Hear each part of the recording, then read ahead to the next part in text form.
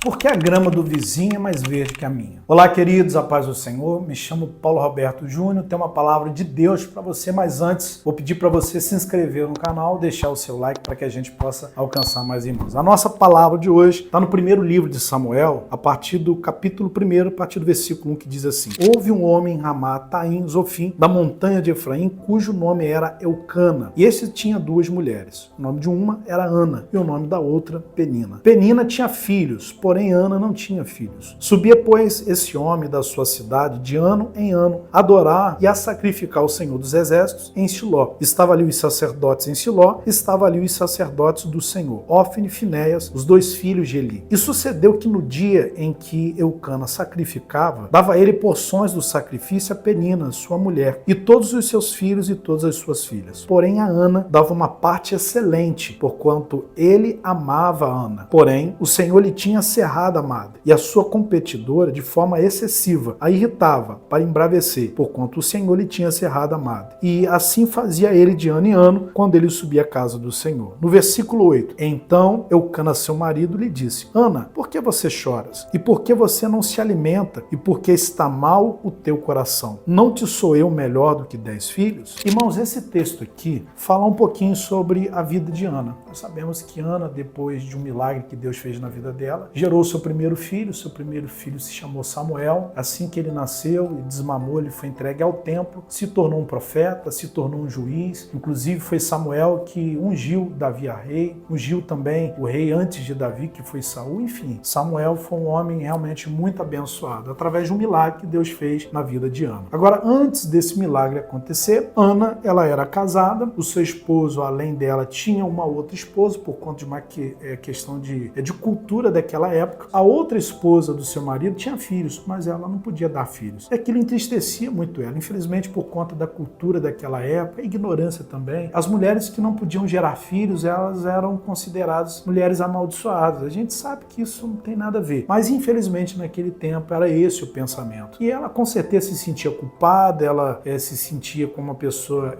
desprezível, desprezada, se sentia uma pessoa impotente, inclusive, uma pessoa amaldiçoada. Esse era um dos sentimentos que Ana tinha. E além disso, a outra esposa do seu esposo ficava irritando ela, com certeza lançava em rosto dela, falava para ela que ela era uma imprestável, que ela não servia para nada. O texto não fala isso, mas a gente tem essa compreensão. E justamente por conta de tudo isso, ela era uma pessoa muito triste, ela era uma pessoa amargurada, era uma pessoa depressiva. Agora é interessante que todos os anos, quando o seu esposo subia a Jerusalém para oferecer um sacrifício ao Senhor, em adoração ao Senhor nas festas, ele levava a sua família, ele levava as duas esposas, que dava filhos a ele, e levava a Ana também. Sendo que sempre a porção que era separado, para Ana ele dava uma porção excelente. E o texto diz que ele fazia isso porque ele amava a Ana. Ou seja, ele até tinha filhos com Penina, mas o seu coração era de Ana. Apesar de Ana ter essa limitação, ele amava mais a Ana, do que a outra mulher. Na verdade, ele não amava a outra, ele só tinha um compromisso com ela. Agora, o interessante é que no versículo 8 diz assim: Então Eucana, seu marido, lhe disse: Ana, por que você chora? Por que você não se alimenta? Por que está mal o teu coração? Não te sou eu melhor do que 10 filhos? Ou seja, ela estava em profunda tristeza, em profunda angústia, de tal maneira que, sem que ela percebesse, ela desprezava o amor do seu esposo. Como eu falei há pouco, o seu esposo tinha duas esposas, tinha duas mulheres. Uma dava filho a eles e a outra, que era a Ana, não. Porém, ele amava a Ana, não aquela que dava filhos a ele. Ou seja, mas mesmo ela tendo o amor do seu marido, ela, sem perceber, ela desprezava. Por isso que no início do vídeo,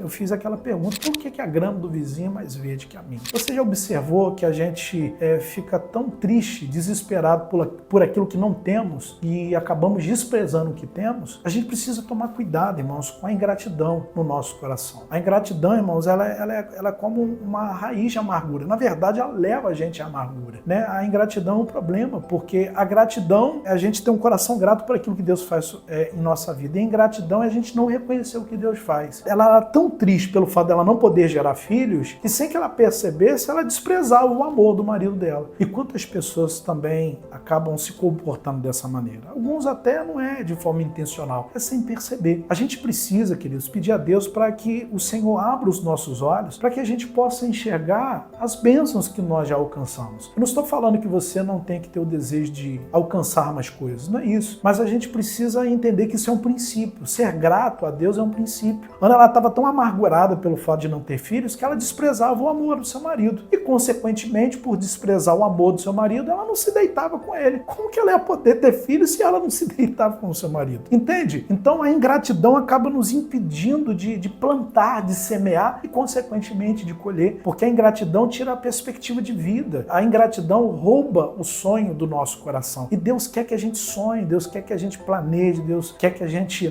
busque nele conquistas, bênçãos, mas para isso é necessário a gente ser grato. Porque a gente aprende aqui, que Ana estava tão amargurada por aquilo que ela não tinha, que ela desprezava o que ela tinha. Cuidado para você não desprezar o que Deus já te deu. Seja grato pela sua família, pela sua condição financeira. Talvez você não tenha a melhor família do mundo, mas é a sua família. Talvez você não tenha a melhor condição financeira do mundo, mas é o que Deus tem te dado. Seja grato e com certeza Deus vai multiplicar na tua vida. Lembra quando Jesus multiplicou os pães e os peixes? Na verdade, Jesus não fez nenhuma oração de multiplicação. Na verdade, quando os pães e os peixes vieram à mão de Jesus, ele só agradeceu e repartiu. Na medida que ele foi repartindo, foi multiplicando. Você não vê Jesus pedindo para multiplicar. Você só vê Jesus agradecendo pelo pouco que veio na mão dele. E o pouco alimentou uma multidão e ainda sobrou. Agradeça a Deus pelo pouco que vem nas suas mãos. Você pode ter certeza. Se você honrar a Deus no pouco, sobre o muito ele vai te colocar. Enfim, eles subiram a Jerusalém, como de costume, nas festas que tinha anualmente ao Senhor. Ela foi muito amargurada, até que ela estava num momento de desespero, de angústia, chorando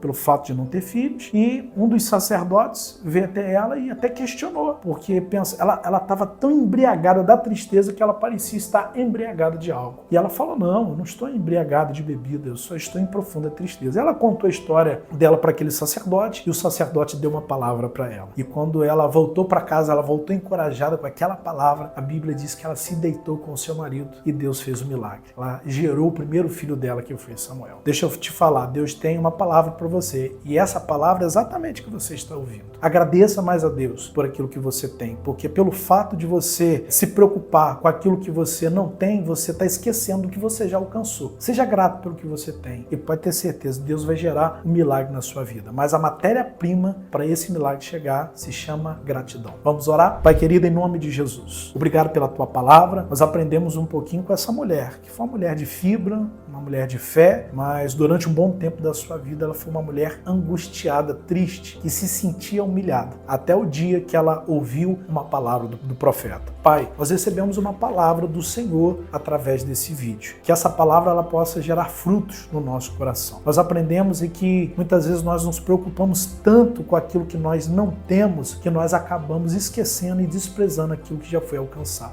Meu Deus, que nós possamos ser gratos por aquilo que já veio à nossa mão e aquilo que ainda não chegou, que nós possamos continuar confiando em Ti, porque o Senhor é um Deus de milagres. Assim como o Senhor fez um milagre na vida de Ana, que o Senhor possa fazer também um milagre em nossas vidas. Nós oramos, te agradecemos por essa palavra, no nome de Jesus. Queridos, vou ficando por aqui, que Deus abençoe a sua vida, a sua família. Se puder, envie esse vídeo para alguém. E eu não posso esquecer, deixa o seu like, o seu comentário, se puder, se inscreva no canal, para a gente crescer esse canal para a glória de Deus. Deus abençoe.